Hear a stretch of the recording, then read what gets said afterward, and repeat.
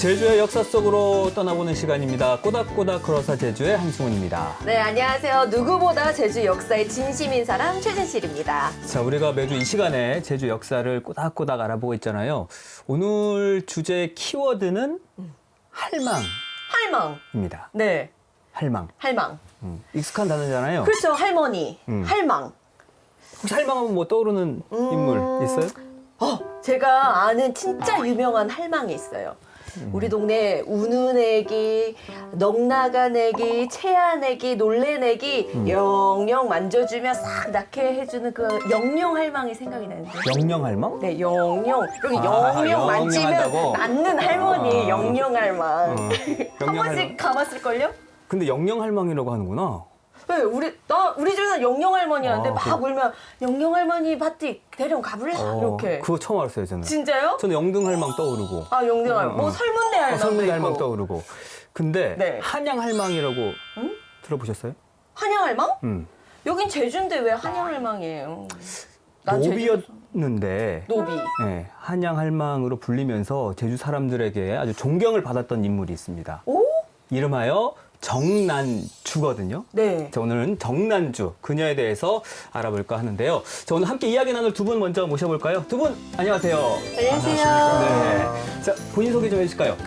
예, 천주교 제주교구 교구청에서 지금 제주교구 전체 신자 사목에 대한 책임을 맡고 있는 보구마 실장 현요한 신부입니다. 대학원 때 정난주 마리아에 대해서 석사학위 논문을 썼다라는 이유로 오늘 이 자리에 오셨구나. 또 지금 현재 겸직으로요. 네. 저 함덕에 있는 김기량 펠릭스 베드로 그 순교 기념관 관장을 맡고 있습니다. 네, 잘 오셨습니다. 그리고요. 네, 안녕하세요. 저는 제주 4.3 평화문학상을 받은 소설 난주의 작가 김소윤이라고 합니다. 네, 안녕하세요. 반갑습니다. 자, 정난주 도대체 어떤 인물이었을까요? 그러니까요. 어떻게 노비였는데 사람들의 존경까지 받는다. 되게 궁금한데 또 궁금한 게 여기 제주도잖아요. 한양 할망이라고 불리웠다는데요. 일단 제주 사람은 아니었다. 맞죠? 아니죠. 네. 1801년 신유년에 이제 천주교에서 그 4대 큰 박해 중에 첫 박해인 신유 박해가 일어나요. 그 중에 그때 박해에 순교 당하신 분 중에 황사영이라는 분이 있는데 우리는 뭐 국사 시간에 황사영 백서 사건으로 유명하죠. 그 황사영 성당 이름은 알렉시오라고 하는데 그 부인이 바로 정난주 마리아죠. 지금 가계도가 나오는 것 같은데 예. 정난주의 지금 아까 삼촌인 거예요? 그렇죠. 정약용? 삼촌이 더 유명하죠. 다산 정약용 선생님으로부터 어쩌면 아버지가 정약현 큰 아들이거든요. 그리고 두 번째가 흑산 그 소설책에 나오는 정약전. 그리고 셋째가 정약종. 그리고 넷째가 바로 다산 정약용 선생님이고. 그러니까 바로 삼촌들이 어쩌면 조선시대 최고 남인 정씨 학자 중에 학자인 그 집안에 어쩌면 큰 형님의 맞딸이니까 장녀구나. 대단한 어쩌면 여인이죠. 그리고 또 우리가 좀 익숙한 이름이 이승훈. 천주교에서는 빼놓을 수 없는 인물인데 예. 고모부네요. 그렇죠. 그리고 더 놀라운 것은 천주교가 중국에서 이렇게 유래됐을 때 어쩌면 실제적인 건 이승훈이라는 사람이 중국에 가서 세례받고 이렇게 책자를 갖고 오지만 그 뒤에서 조종한 사상적 그 원천이라고 할 수 있는 분은 이벽 선생님이 있어요. 이벽 선생님의 누님이 바로 정난주 마리아의 친어머니거든요. 그럼 남편 황사영 예. 어떤 사람이에요? 이제 황사영이라는 인물은 유복자로 태어나서 굉장히 수지였다고 해요. 천재였던 거죠, 당시에도. 16살에 진사에 이제 장원급제해서 당시 정조가 이제 친히 손목을 잡고 너는 뛰어난 인재니 이제 아직 어리잖아요. 나중에 내가 크게 쓰겠다라고 얘기를 했다고 해요. 그래서 이제 황사영이 뒤로 물러 나와서 그 손을 씻지 않고 비단으로 감싸고 지냈다는 그런 이야기도 있을 정도로 굉장히 유명한 이제 천재였는데 이제 황사영이 결혼을 한 집안이 바로 그 그 정약용의 집안이었고 가장 큰 형님인 정약현의 큰딸 정난주하고 결혼을 하게 된 거죠. 사실 아까 말씀하셨다시피 이 집안이 굉장히 특이한 집안인 게 뭐 신앙의 어떤 뒤에 이제 있었던 분들이기도 하고 이분들이 굉장히 엘리트들이잖아요. 그러니까 이분들이 처음에는 실학과 서학의 일환으로서 이 성경책을 연구하기 시작한 거예요. 이 사람들이 왜 이걸 믿을까? 이제 거기 안에서 세상의 새로운 진리를 탐구하고자 연구를 하다가 이제 감화된 거죠. 이거야말로 우리의 진리다. 성리학이 해소해주지 못했던 어떤 모순을 여기에 찾을 수가 있겠다. 인간은 평등하고 서로 사랑해야 한다는 이 단순하고도 보편적 진리를 이 사람들이 이제 너무 충격적으로 받아들이고 특히나 정약종이라는 인물은 굉장히 뭐 공부를 하면 그거를 완전히 자기가 다 알게 될 때까지 뚫어지도록 그걸 연구를 했던 사람으로 유명하대요. 이 정약종을 너무 존경했던 거예요. 황사영이라는 인물은. 그래서 완전히 감화돼서 나는 그 뭐 벼슬이나 이런 걸 하지 않겠다. 그리고 이제 명도회를 조직해서 전도 활동을 하기 시작한 거죠. 근데 그 당시에 정난주하고 결혼을 했어도 10년간은 자녀가 없었어요. 이제 계속 유산하고 이제 안 좋았는데 그 사이에 이제 둘은 한양에다 신접살림을 차리고 거기에서 이제 사람들 포교 활동 같은 걸 한 거죠. 그러다가 이제 귀하게 얻은 아들이 바로 이제 황경안이고 그게 그 아들이 1800년도에 태어나서 이제 갓 돌이 지났을 때 이제 그 1801년 그런 사건들이 일어났던 거죠. 작가님도 말씀했지만 어쩌면 정조 임금이 지금 너 17살이니까 3년만 더 공부하고 오면 네가 그냥 내가 등용할게. 그래서 너무 천재니까 사부를 구하기가 힘든 거예요. 그래서 수소문하다 보니까 정약종이라는 남인 정씨의 정약용 선생님의 형제 정약종이라는 사부를 이렇게 모시게 됐고 그리고 정약종 선생님은 어쩌면 머슴이라든지 뭐 중인이라든지 쌍놈이라든지 개의치 않고 또 여인이나 이런 여성들에 대해서도 함께 예비자결이나 미사를 보거나 또 이렇게 했단 말이죠. 그런 모습을 보고 황사영은 산타클로스 할아버지 수염이에요. 그거를 아예 오늘날 면도를 해버려요. 양반으로서 출세라는 세속적인 모든 이런 보장된 인생을 나는 거부한다. 이젠 천주교에 완전히 귀해서 정말 새로운 세상에 만드는데 내 기여가 있다 해서 정약종 선생님이 평신도 사도직인 명도회 회장이 돼요. 그리고 여성은 강완수 골룸바라는 분이 명도회 여성 부회장이 되고 총무가 바로 황사영 알렉시오가 총무가 되는 거예요. 귀티나게 생겼었다고 하긴 하던데 아니 우리가 오늘 이야기하고 싶은 정난주 이분은 제가 아까 앞서 소개할 때 노비였지만 한양 할망으로 불리면서 제주 사람들의 존경을 받았다라고 했잖아요. 근데 명문가 집안의 장녀인 건데 어쩌다가 노비의 삶을 살게 된 거예요? 그러니까 이제 그 신유박해 때 황사영이라는 인물이 이제 제천에 있는 배론에 은신을 하고 있었는데 그 당시에 이제 너무 핍박을 받으니까 이제 베이징에 있는 주교님한테 우리를 이제 신앙의 자유를 위해서 군사를 이제 끌고 와서 우리를 좀 이렇게 도와달라라는 내용을 적은 황사영 백서라고 하죠. 그거를 비단에 꼼꼼하게 막 써가지고 보내려던 것이 발각이 돼서 이제 군사라는 게 나왔기 때문에 반역죄 된 거예요. 이제 사학죄인뿐만이 아니라 그래서 이제 그 분은 처형을 당하고 그다음에 이제 부인이나 어머니, 이제 아들은 유배형에 처하게 된 거죠. 근데 그냥 유배가 아니라 관비로 정배한다고 하는데 그 당시에는 가장 제일 안 좋은 게 죽으면 죽었는데 가장 고귀한 신분에서 가장 밑으로 추락한다는 게 쉽지가 않잖아요. 당시에 종들의 그런 어떤 노비의 위치라는 것은 뭐 한 사람, 두 사람, 1인, 1인, 2인 하지 않고 1구, 2구라고 하고 마소보다도 못한 존재라고 할 정도로 굉장히 힘든 그런 상황인데 그렇게 떨어지게 된 상태로 너 평생 거기 살아라. 이게 가장 힘든 형벌인 거죠. 어떻게 생각하면. 아니 그 남편이 쓴 글이 네. 걸린 거 아니에요? 맞아요. 황사영 백서. 그 글에 그렇기 어떤 때문이죠. 내용이었던 거예요? 그 내용이 아까 말씀드린 대로 세 가지였는데 뭐 첫 번째는 뭐 우리에게 뭐 주교님에게 우리에게 뭐 사람을 그 보내서 우리에게 뭐 신앙의 자유를 주라고 중국은 그때 청나라는 더 힘이 세잖아요. 그러니까 이제 조선에 와서 우리 왕에게 그런 거를 하도록 주교님이 힘을 써달라. 그리고 또 한 가지는 뭐 우리 신앙을 이런 걸 뭐 지켜주기 위해서 그 서양 쪽에 어떤 이런 군대 세력이라든지 이런 거를 주둔을 시켜가지고 어떻게 생각하면 이제 약간 힘을 써달라는 그런 내용이었던 거죠. 그 내용은. 그러니까 14,000자 그리고 121줄 이 작은 사이즈 천에 꼭하게 얄만큼 많은 그 글자 정말 대단하죠. 지금 그 황사행 백서는 로마 교황청 비밀 문서고에 고문서고에 지금 원본은 보관되어 있습니다. 1900 그 저희들이 79위 15식 할 때 어쩌면 기념으로 이렇게 로마 교황청에 이렇게 봉헌된 아주 중요한 작품이죠. 아니 그렇게 중요한 거면 좀 조심해서 보내야 되지 않아요? 조심했겠지. 아니 그래도 네. 이렇게 중요한 집안에서 이렇게 몰락하기 너무 아깝잖아요. 조심했지만 걸린 맞아요. 거지 뭐. 다 잡혀 들어가면서 어쩔 수 없이 그 편지를 지니고 있던 사람도 이제 잡혔던 거죠.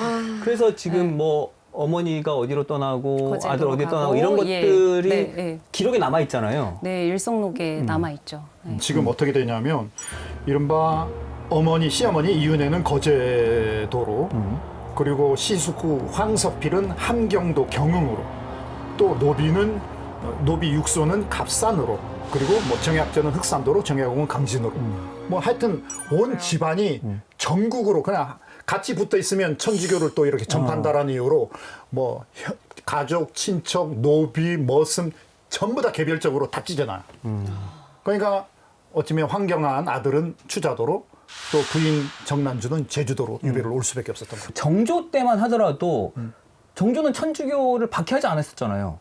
학문 융성에 대해서 최고의 임금님이 정조인데 그만큼 배운 만큼 또 실행하거나 사람들과의 관계성 안에서 상당히 열려있던 분이에요. 근데 이게 정치라는 것이 자기 의지만으로는 안 되잖아요. 반대파라든지 또 어쩌면 이 유교 사회가 갖고 있는 그런 명분 사회 안에서 뭔가 그 명분에 반대되는 내용도 했을 때는 정조대왕도 어쩌면 부드럽게 이렇게 잘 해결하는 식으로 했지만 결국은 어쩌면 뭐 박해를 할 수밖에 없는 그런 상황이었죠. 그 신유 박해의 시점이 그러니까 정조대왕까지는 그래도 정조는 어느 정도 이제 지켜주려고 했던 거예요. 사실 존중을 한 거죠. 남인들이나 이런 어떤 새로운 사상들을. 근데 이제 정조가 돌아가시고 이제 정순왕후가 실권을 잡게 되면서 노론. 그렇죠. 완전히 네. 이제 시파와 벽파 막 이제 이게 다 나눠져 있었잖아요. 그러니까 이제 그런 정치적인 이유도 굉장히 컸다고 해요. 그거는 어쩔 수 없이 이제 이 세력들을 다 한꺼번에 잠재우기 위해서는 굉장히 좋은 흠이잖아요. 맞아요. 성리학자들이 웬 그런 신앙이냐. 그 뭐 조상님을 안 모시고 이제 그렇게 해서 그런 박해가 일어난 거죠. 노론 벽파 피해 숙청이 그때 일어난 거잖아요. 네. 네. 그래서 신유 박해가 가장 4대 박해 중에 처음이지만 그 전에 신해년에 즉 1791년도에 신해 박해가 있었어요. 그때는 그 제사를 폐하고 신주를 불살라버린 그래서 윤지충 뭐 권상현이라는 그 분이 이제 박해로 희생당해요. 그때는 정조대왕이거든요. 맞아요. 그러니까 조선시대에 유교시대에 제사를 안 한다. 그리고 어쩌면 신주를 불살른다. 이거는 대단한 이거는 정말 짐승 취급을 받았거든요. 그래서 사학징이라고 해서 사교라고 했어요. 사교라고 천주교를. 예. 어쨌든 정난주가 이제 노벨 삶을 살게 된 직접적인 이유를 굳이 따지자면 남편 때문이라고 봐야겠네요. 예. 그런 셈이죠. 유배인 정난주 그럼 어떤 삶을 살게 될까요? 이야기 제주사 영상으로 만나보시죠. 정난주가 제주 유배길에 오른 것은 1801년 11월. 2살 난 아들 경한과 함께였는데요. 아직 젖도 떼지 않은 어린 아들이 평생 노비로 살아가야 한다는 게 정난주에게는 가슴 아픈 일이었습니다. 하늘이시여, 이 아이를 살려주소서.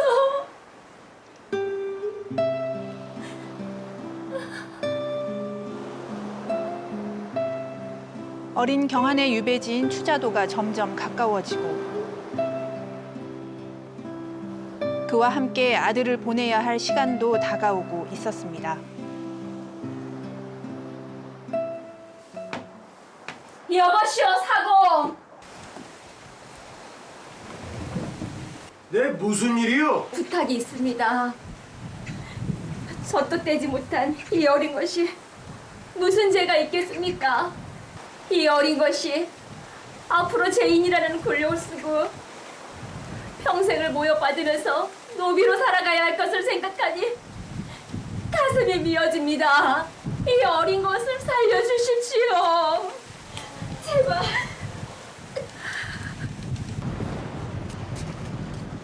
정난주의 부탁을 받은 사공은 조정의 명으로 유배인 이송을 맡은 나졸들을 설득하기에 이르는데요. 나리께서 눈만 감아주시면 누가 알겠습니까요? 이 망망대해서 고래밥이 되었다고 해서 누가 뭐라고 할 사람 있겠습니까요? 뭐 듣고 보니 그러네. 아이고, 야, 이 오랜만에 술. 참 좋다 그래. 그렇게 해서 나졸들을 설득하고 사공과 정난주는 사람들 몰래 어린 경한을 추자도에 내려놓기로 합니다. 정난주는 어린 경한을 바위에 내려놓고 경한의 내력이 적힌 편지를 함께 남겨둡니다.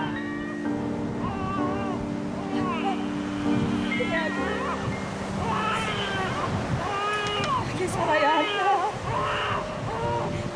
이제 많은 우리 용서해라.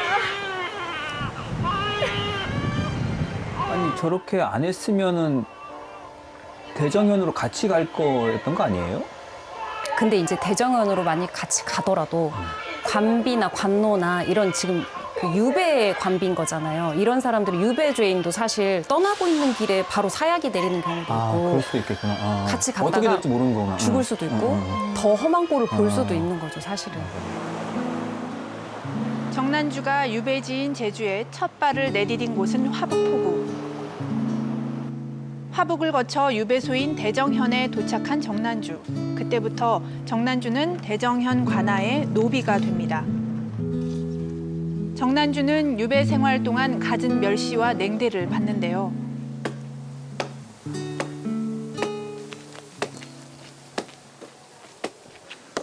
이봐요. 이거 좀 깨끗이 빨아줘서. 아니 사람이 말을 했으면 대답을 해야 할 것 아니오. 서울 대감 때만 아니었으면 뭐하노?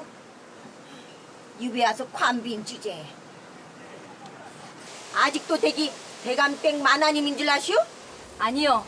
내 이혼 깨끗이 빨아들이리다.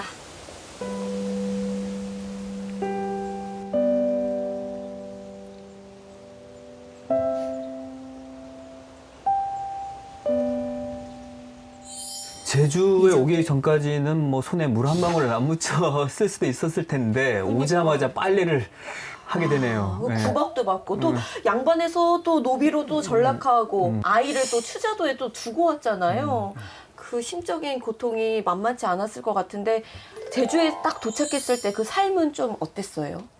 뭐 한마디로 천주교인이라고 하면은 어쩌면 마치 짐승 바라보듯이 하고 이상한 이단 종교, 그래서 사학이라고 했거든요. 사악한 영향을 미치는 이상한 이단 종교다라고 해서 사학이라고 쓸 정도로. 그러니까 천주교 신자로서 유배를 왔다는 것은 그 어쩌면 유배 온 사람들에 대해서도 어쩌면 해코지를 하고 폭력적으로 대했는 데다가 거기에 플러스 알파를 생각하면은 이거는 유배지에서는 거의 인간 대접을 못 받았다고 하는 것이 사실이죠. 뭐 왔을 때부터 다 뿔뿔이 흩어지게 했고 예. 또 외부와의 접촉도 못하게 했을 거 아니에요. 그렇죠. 네. 신유년 겨울에 정약용의 일라로 이렇게 나오는 내용인데요. 신유년 겨울에 내가 영남에서 체포되어 서울에 올라왔다가 다시 강진으로 귀양가게 되었다. 그곳 백성들을 유비온 사람 보기를 마치 큰 해독처럼 바라보면서 오며 가며 문을 부수고 또 담장을 허물어뜨렸으며 또 어쩌면 그렇게 해코지를 하고 도망가고 파괴적인 이 갑질을 당하는 모습을 보고 그 지역의 노파가 어쩌면 치근한 마음으로 그 정약용 선생님을 머물게 해주죠. 그리고 정약용 선생님은 그 노파가 그 배려해준 집 방에 처박혀서 창문을 닫고 그리고 밤낮 혼자 앉아 있었다. 그 누구와가도 어쩌면 뭐 대화를 나누거나 인간적인 친교를 나눌 수는 없었다. 뭐 이런 내용들이 나와 있죠. 그 다산 정약용이면 그 당시 굉장히 유명했던 사람이잖아요.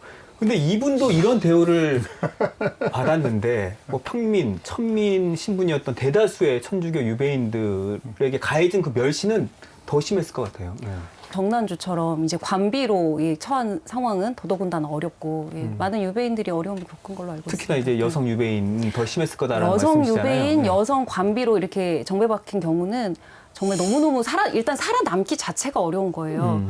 이제 관비라고 해서 다 먹여주고 입혀주고 그런 게 아니라 거기 안에서도 자기가 살아남아야 되거든요. 근데 이제 거기도 인간 사회잖아요. 거기에서 어떻게든 눈치 봐가면서 예쁨 받아가면서 인정받아야지만이 거기 살아남을 수 있는 구조인데 그 어떤 기록이 그런 기록도 있어요. 어떤 양반 부인이 유배 죄인으로 이제 가서 정배돼서 관비가 되었는데 너무 살기가 힘든 거예요. 이제 또 다 뭐 탐욕스러운 그 윗사람들도 많고, 그러니까 지켜줄 사람이 필요하니까 결국 어떤 노비하고 같이 살림을 나게 됐는데 이제 그거를 조롱하고 이제 놀리고 그런 경우도 되게 있었다고 하더라고요. 이제 정난주가 이제 거기에서 처했던 상황을 우리가 정확하게 알 수는 없지만 그나마 제가 생각하는 것 중에 하나는 이제 뭐 우리가 다산 정약용 선생님 이런 분들도 다 너무나 그 고초를 치루었지만 그럼에도 불구하고 완전히 정말 밑바닥까지 가지 않았을 수 있었던 이유는 당시에도 사람들이 익히 알고 있는 이야기가 어제의 유배 죄인이 내일의 정승될지 누가 아느냐.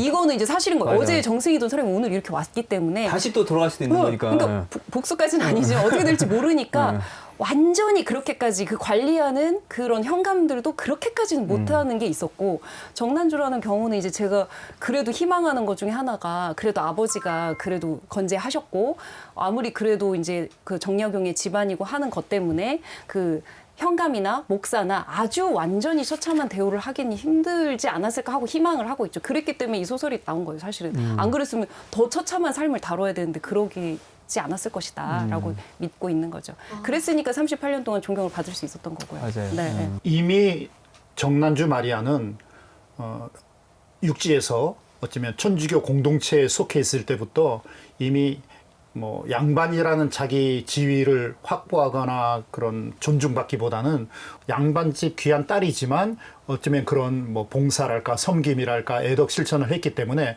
즉 천주교가 말하는 이웃사랑 또 평등 사상에 이미 길들여졌기 때문에 어쩌면 빨래하는 거라든지 무시당하는 거는 그렇게 큰 힘들었긴 했겠지만 그렇게 막 정말 참을 수 없는 그런 건 아닐 거다. 근데 오히려 모정을 끊는 거, 모정을 내려놓는 거, 이거는 인간의 본능이잖아요, 본성이잖아요. 그런 면에서는 정말 모든 소설의 스토리텔링의 원천이 되는 힘인데 어쩌면 그런 면에서는 참 힘들었을 거다. 일단 지금 아까 추자도에 아기를 두고 왔잖아요. 2살 난 아기. 네, 그 지금 이야기를 듣는데도 그 아기가 살았을지 죽었을지 추자도에서 어떻게 됐을지 좀 궁금한데 어떻게 됐대요? 빨리 다음 영상 만나보실까요? 네.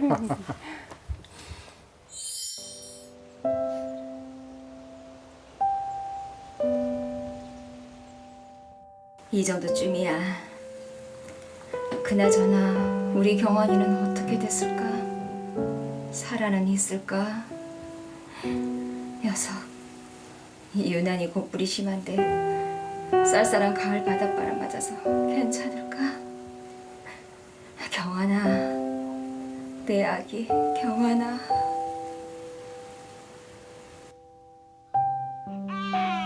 한편 어린 경환이가 있는 추자도. 무슨 소리 들리지 않아? 아이 참, 이런 바닷가에서 아기 울음소리라니. 여보 마누라, 우리가 잘못 들은 거 아닐까? 잘못 듣긴요. 잘 들어봐요. 지금도 어디서 아기 울음소리가 들리잖아요. 아, 그러니까 말이지. 아이, 그나저나 어디서 들리는 거지? 한번 가봅시다. 바닷가 근처 밭에서 일하던 오씨 부부는 아기 울음소리를 따라 바닷가로 가보는데요. 한참을 두리번거리고 있는데 물새울 황새바위 밑에 보자기 같은 게 보였습니다. 가까이 다가가 보니 다름 아닌 아기가 쌓여있는 보자기였죠. 이 아기 살 아기였나 봐요. 다름 아닌 아기가 쌓여있는 보자기. 이거 누가 이런 곳에 이런 젖먹이를? 아휴. 순간 아기의 품 안에 있는 편지를 발견한 오씨 부부. 이 아이는 황씨 집안의 후손으로 이름은 경환이라고 합니다. 피치 못할 사정으로 천륜의 정을 떼어놓습니다. 이 아이를 발견하신 분께서는 부디 어여삐 여기시고 거두어 주십시오. 와, 오씨 부부가 그래도 발견을 했어요. 다행이에요. 아기가 살았어요. 사실은 이게 사실이냐 아니면 구전 전승이냐 논쟁이 아주 심해요. 지금 추자도에서 어쩌면 관광 상품으로 제일 인기 있는 곳이 바로 예초리 남단에 있는 황새바위, 그리고 거기는 눈물의 십자가라든지 지금 이 상황을 그대로 아기를 인형을 이렇게 갖다 놓은 곳이고요. 그래서 상당히 구전 전승이지만 어쩌면 그 감동적인 메시지가 담고 있는 것들에 대해서 관광 상품 순례길화되고 있는 상황이기도 합니다.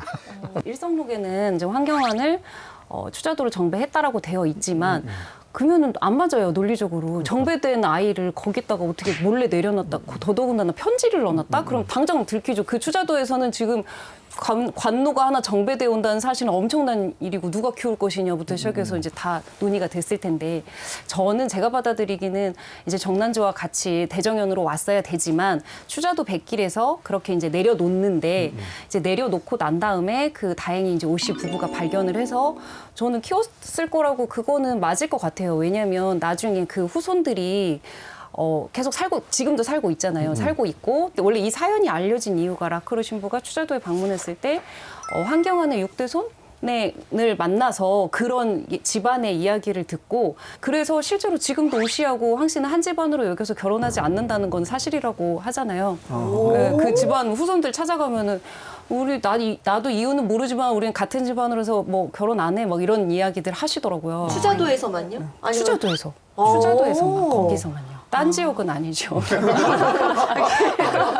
지금 정난주에 관련된 모든 자료는 제주도에 정배되었고 38년을 살다가 한양할망으로 불리면서 칭송받았고 아들은 2살 된 아들을 추자도에 내려놓고 떠나서 생이별을 했다라는 이것만 지금 우리가 명백하게 구전되어 오는 사실이고, 우리가 나머지는 많은 사료와 뭐 이제 그런 간접 증명들을 토대로 이제 합리적 상상, 뭐 문학적 진실에 이제 가까워지게 노력을 한 거죠. 어떻게 생각하면.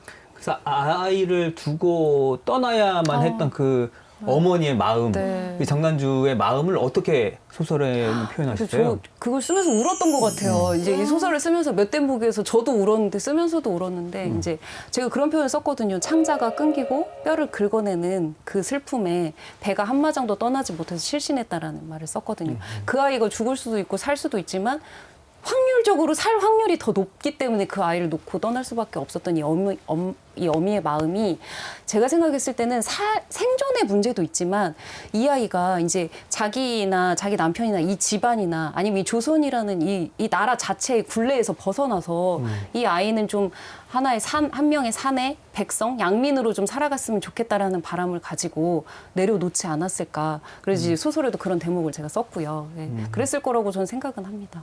아, 근데 이런 생각은 안 해봤을까요? 그냥 가더라도 좀 고생을 하고 같이 네. 이제 데리고 가자. 추자도에 뒀지 말고 그냥 죽더라도 같이 죽고. 엄마의 마음이 원래 더 그런 거. 근데 같이 죽고 싶진 않을 것 같아요. 엄마의 마음은 본인은 죽더라도 애는 살려두고 싶은 마음이 있겠지. 근데 정난주가 저도 이 제주도에서 살아오면서 38년을 살면서 그 후회라는 것을 안 했을 리는 없다고 생각해요. 내가 죽어도 같이 죽고 내가 데리고 올 걸 그랬다, 내 품에 데리고 있을 걸 그랬다라는 그런 고뇌를 저도 소설에 담긴 했거든요. 이제 그런 마음 때문에 괴로우면서도 그래도 이분에겐 신앙이 있잖아요. 거기 내려놓을 때도 분명히 천주님이 살려주실 거라고 생각해서 내려놓았던 거고, 지금 여기에서 이제 지내면서도 천주님이 그 아이를 지켜주실 거라고 아마도 생각했을 거라고 생각합니다. 비극이 정말 쉼없이 몰아쳤지만 그럼에도 포기하지 않고 삶을 살았던 정난주였습니다. 그런데 어떻게 해서 한양할망이라고 불리게 됐을까요?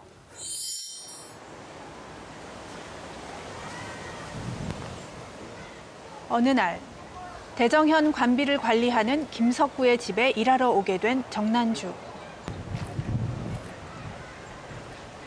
글씨를 아주 잘 쓰시네요. 그런데 이 글씨에 핵 하나가 빠진 듯한데 안 그런가요, 작은 도련님? 아, 정말이에요? 그런데 글씨를 아세요? 우리 도련님은 몇 살이나 되셨나요? 올해 7살입니다.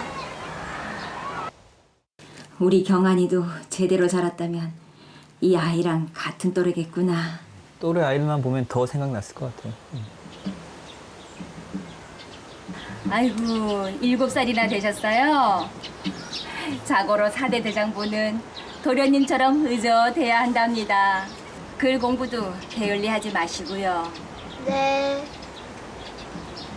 그 광경을 지켜보던 김석구. 이보시기에 잠깐 나 좀 보세. 아, 이게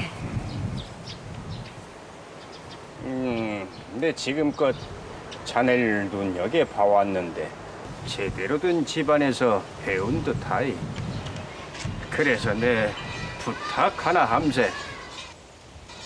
우리 집에서 친모도 하고 우리 아이들을 좀 보살펴 줄 수는 없겠는가? 제가 어떻게 잘 아시다시피 저는 지금 유배의 몸이었고 또 누굴 돌봐줄 처지가 아니옵니다. 물론 다 알고 있지. 어떠한 연유로 이곳까지 와서 유배 생활을 하게 되었는지는 모르겠지만 자네가 이 고을에서 우리와 함께 지낸다는 것은 우리로서는 커다란 축복일세. 부디 내 청을 거절치 말아주게. 알겠습니다. 그렇게 하도록 하겠습니다.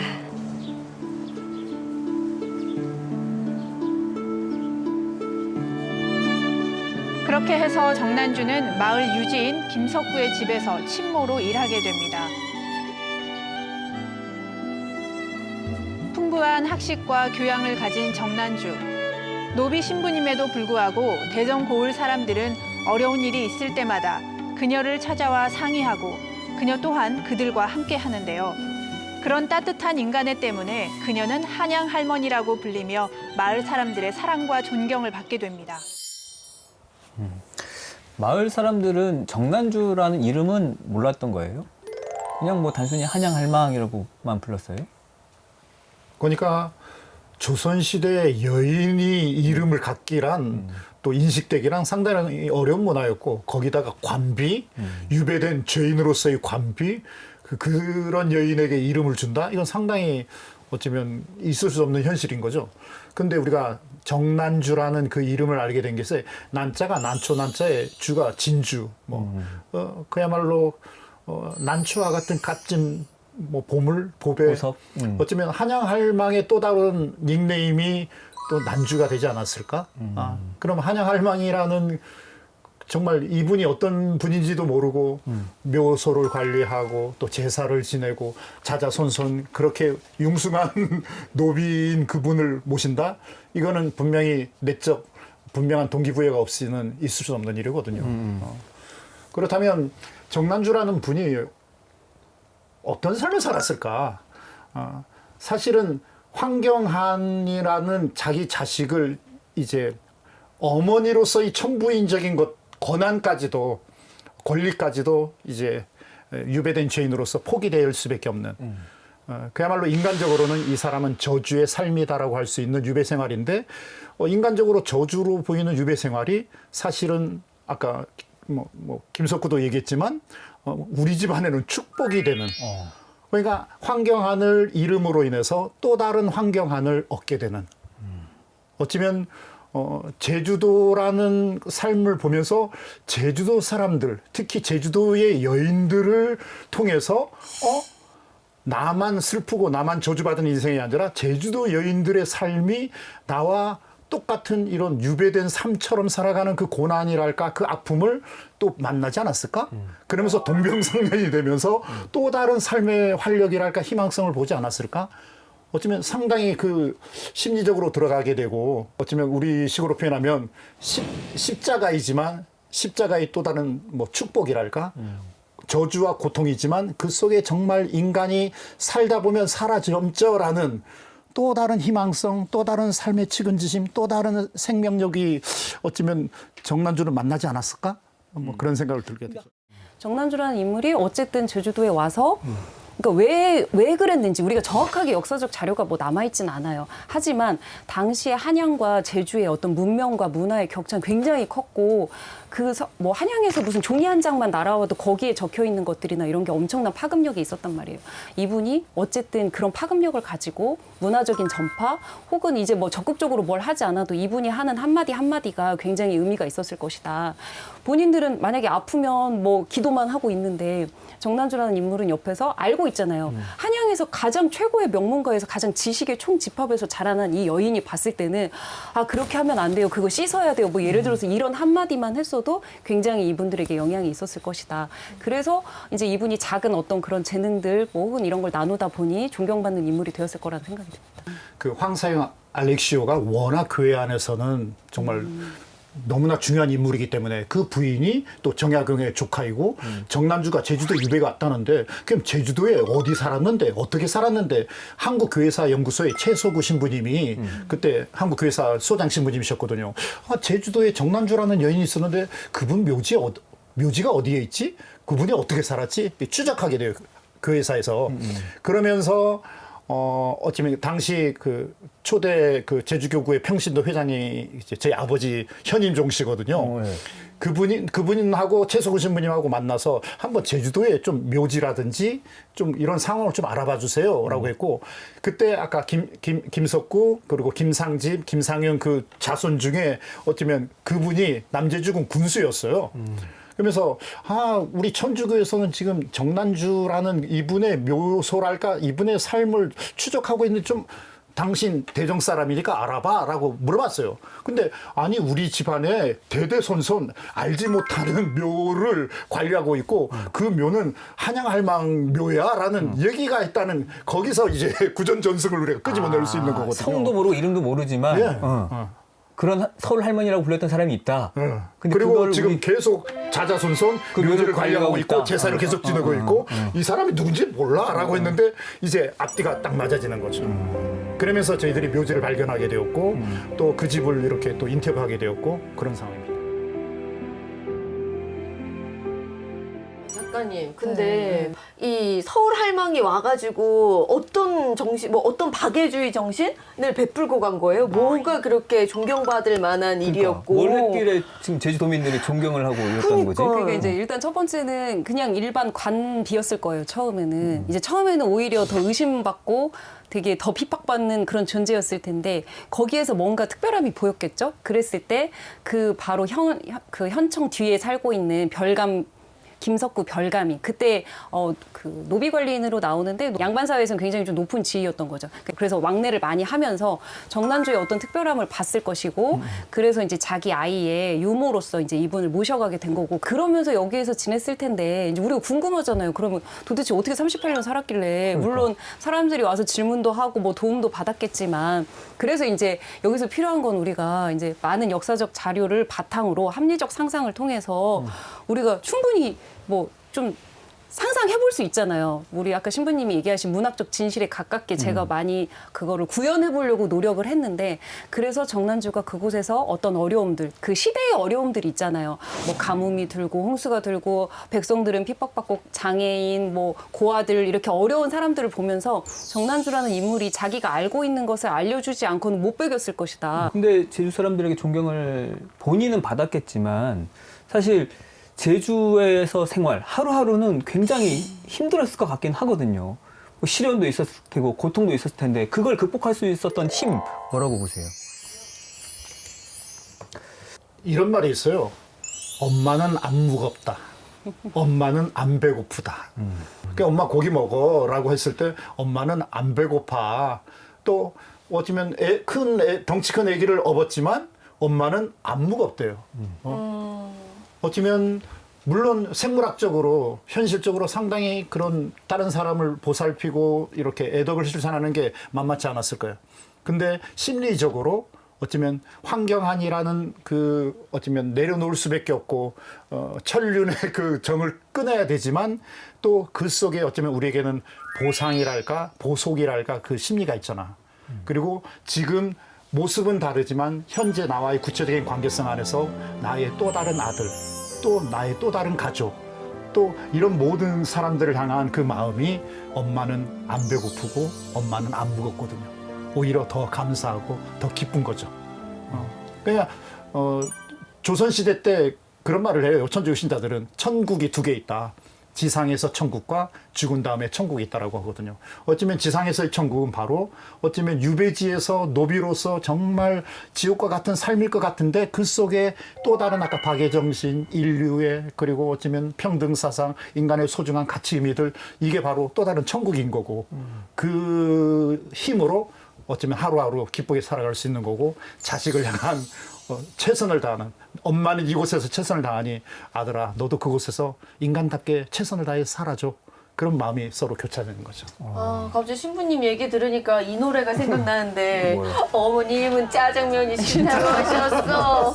근데 그 짜장면 자기 아들한테 한 번이라도 그 먹이고 싶은 마음 그리웠을 것 같기도 하고. 작가님 그 힘 뭐라고 보세요? 저는 한 3가지로 봐요. 그러니까 이제 첫 번째는 일단 신앙의 힘이 물론 있었을 것이고 두 번째는 신부님 말씀대로 그 엄마라는 이름을 놓을 수는 없었을 것 같아요. 근데 엄마라는 이름뿐만이 아니라 정약현의 딸, 이 집안의 또 장녀, 이 조선 사회에서의 어떤 자기의 포지션이 있었잖아요. 사실 그 이름을 지키기 위해서 끝까지 자기의 올곧음을 지켜간 게 바로 정난주였다고 생각을 하거든요. 근데 내가 어머니로서 또 딸로서 내가 여기에서 무너지거나 여기서 어떻게 생각하면은 죽어버리면 끝나고 고통이 끝나지만 그럴 수 없는 거잖아요. 이름이 없었다면 그럴 수 있었겠지만 자기 이름을 지키기 위한 어떤 인간의 굳은 신념이 있었을 것이다. 두 번째고 세 번째는 신부님 말씀과 같아요. 정말 이 제주도에서 만난 사람들 우리가 아무리 무슨 대단한 신념이 있고 이상이 있다고 해도 하루하루가 재미없으면 살 수가 없잖아요. 근데 이 안에서 만난 사람들이 또 다른 이야기를 가지고 있는 거예요. 이런 사람들하고 새로운 관계를 형성하고 그런 하루하루의 귀함을 이 사람이 알았기 때문에 38년을 꿋꿋하게 버티면서 어떻게 생각하면은 불행하게 살았을 거라고 전 생각하지 않아요. 그래서 제 소설 맨 끝에 제주는 형벌의 땅이 아니라 축복이었다라고 전 마무리하거든요. 전 축복의 땅이었을 거라고 생각합니다. 한편으로. 우리 천주교의 유명한 신학자가 레오나르도 보프라는 신학자가 있는데 그분이 책 제목이 뭐냐면 하느님은 선교사보다 먼저 오신다라는 말이 있거든요. 선교사가 가서 종교적인 계율을 가르치기보다 살아가는 삶의 현장 안에서 사람들 사이의 그런 관계, 그 마음, 그런 어쩌면 소중한 가치들이 이미 어떤 종교보다도 더 가치 있는 생명력이 있다는 것이거든요. 어쩌면 정난주도 어쩌면 제주도에 와서 그거를 느끼지 않았을까. 또 그런 느낌 속에서 자기가 또 나눌 수 있는 것들을 더 어쩌면 상승작용을 일으키지 않았을까. 그렇게 보는 거죠. 그리고 저는 또 하나 그 정난주가 버틸 수 있었던 힘이 언젠가는 아들을 만날 수 있게 되지 않을까. 그 희망, 바람이 아니었을까 싶거든요. 아들과는 과연 만날 수 있었을까요? 한편 추자도에서 오씨 부부의 손에 자란 황경한. 어느덧 의젓한 어부가 됐는데요. 오씨 부부는 성년이 된 경한에게 모든 정황을 얘기해 주었기 때문에 경한은 자신의 어머니가 제주에 살고 있다는 걸 역시 알고 있었습니다. 어이 경한이! 그 일성록에 나온 것처럼 아들 경아는 남종은 아니었던 아니에요. 거죠? 네, 양민으로 살았어요. 그래서 그 내려놨다는 설이 나온 거죠. 종이 아니었으니까. 제주로부터 전해온 편지 한 통. 그것은 어머니 정난주의 부음을 알리는 편지였습니다.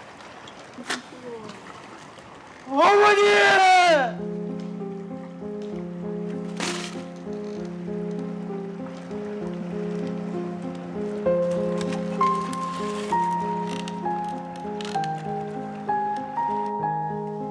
당시 김석구 집안에서 황경한에게 보낸 부음 편지의 내용입니다.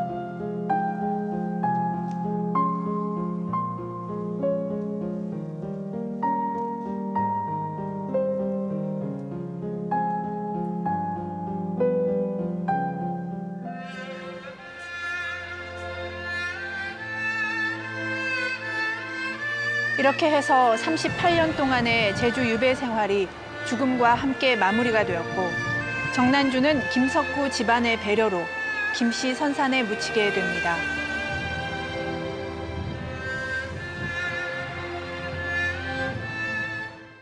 정난주의 부음을 편지를 통해서 알게 됐습니다. 그러면 이미 그 전에 계속 편지는 오고 갔던 건가요? 네, 어느 정도 주고받았던 거죠. 사실은 저렇게 이제 끝맺음을 해요. 우리가 구설로는 그 만나지 못하고 부은 편지 간 걸로 끝날 것처럼 생각을 하는데, 근데 이제 저는 이제 그래서 소설을 쓰면서 많은 생각을 해본 거죠. 이 사람들이 물론 당시에 제주도가 출입금지법, 더더군다나 유배제인, 그 도저히 만날 수가 없는 구조인데 정말 단 한 번의 기회도 없었을까? 막 그런 애타는 마음 있잖아요. 한 번 정도 만나게 해주고 싶은데. 그래서 이제 아까도 말씀드렸지만 그 한을 좀 풀어드리고 싶어가지고 사실 소설 말미에 이렇게 부은 편지를 보내서 죽은 척을 한 다음에 사실은 추자도에 이제 다른 사람처럼 그 배로 떠나서 추자도에서 아들하고 상봉해서 이제 1년간 정말 어미와 아들처럼 아까 말씀하셨잖아요. 짜장면 한 그릇 못 사준 게 너무 저기 한다. 이 어머니의 소원은 아들한테 밥 한 그릇 해주는 거고, 아들은 어머니 앞에서 재롱 한번 부리는 게 소원인. 그래서 이제 그런 어떤 한을 좀 풀게 해드리고 싶어서 만나는 장면을 저는 넣었어요. 소설로 만나보시기 바랍니다. 자, 오늘 두 분을 통해서 이제 정난주의 삶을 좀 살펴봤습니다. 거기에 조금 더 상상력을 더해서 우리가 또 해피엔딩으로까지 만들어 봤는데, 그녀의 이야기가 우리에게 주는 메시지는 뭐라고 보세요? 저는 그렇게 생각해요. 제가 이 소설 전체에서 관통하는 말 한마디가 그럼에도 불구하고거든요. 이제 그럼에도 불구하고 이 사람이 끝까지 자기의 삶을 견뎌냈고 자기가 할 수 있는 것을 끝까지 해냈단 말이에요. 이제 그 자체가 지금 현대를 살아가고 있는 우리들도 사실은 이 하루하루가 그렇게 특별할 건 없잖아요. 하지만 이 하루를 살아내는 것 자체가 우리 또 대한민국의 역사가 되고 미래의 역사가 될 거라고 생각해서 그럼에도 불구하고 이 메시지를 꼭 한번 드리고 싶습니다. 어떤 말보다도 그분이 한양할망이라는 그 메시지, 그리고 우리가 그냥 막연히 어쩌면 상상할 수 있지만 그 속에는 공동체가 있고 삶의 관계성이 있고 또 신앙이 있고, 그리고 그 속에 제주도가 어떤 삶이어야 되고 어떤 공동체를 해야 되고 어떤 희망을 줘야 되는지에 대한 그런 하나의 또 기준을 또 작가님이라든지 이 얘기가 우리에게 제시해 주는 게 아닌가. 바로 제주도는 평화와 희망의 어쩌면 공동체여야 된다는 거예요. 그런 개념이에요. 사실 잔다르크가 뭐 무슨 역사 자료로 증명되는 건 아니지만 그 상징적 의미를 우리가 계속해서 만들어 가는 거잖아요. 이제 정난주 마리아도 충분히 이제 그런 존재로 우리가 기억하고 또 배워 나갈 수 있을 것 같습니다. 그럼 진짜 영화로도 만들 수가 있겠네요. 잔다르크처럼. 만들어졌으면 좋겠습니다. 아니 조선시대에는 또 잘 알려진 여성분들이 많이 없잖아요. 맞아요. 뭐 허난서련이나 뭐 황진이 뭐 이런 분들 소수 인물뿐인데 오늘 정난주라는 이름을 알게 돼서 굉장히 뜻깊은 시간이었고, 제가 초반에 이야기했잖아요. 우리 동네 이제 영영 할머니가 있다고. 조선시대에 이제 많은 사람들에게 위로를 줬던 분이 정난주 할망, 한양 할망이 아니었나 이런 생각도 해봅니다. 맞아요. 저도 오늘부터는 그 정난주 이름 석자를 절대 잊지 못할 것 같은데요. 가장 낮은 자리에서 그 어떤 고난이 와도 정말 사람이 사람답게 살기만을 간절히 바랐던 그런 정난주의 마음을 여러분께 잘 오늘 전해드렸었으면 좋겠습니다. 오늘 재밌게 또 이야기해주신 두 분 감사드리겠고요. 저는 다음 주에 또 다른 제주 역사 속으로 꼬닥꼬닥 걸어가 보겠습니다. 고맙습니다. 감사합니다.